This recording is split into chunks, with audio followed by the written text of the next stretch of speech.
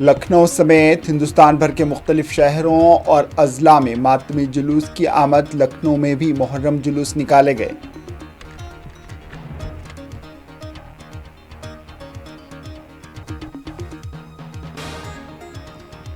BJP और नीतीश कुमार ने मिलकर बिहार को इंडिया का क्राइम कैपिटल बना दिया। राहुल गांधी की तनकीद।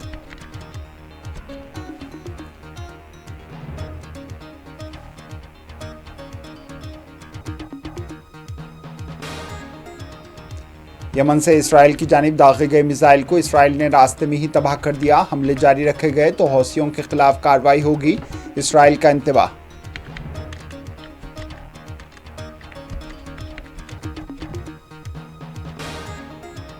और इसराइल ने हमास की जानिब से जंगबंदी मुआहदे पर पेश की गई तरामीम को मुस्तरद कर दिया। इसराइल की तस्दीक।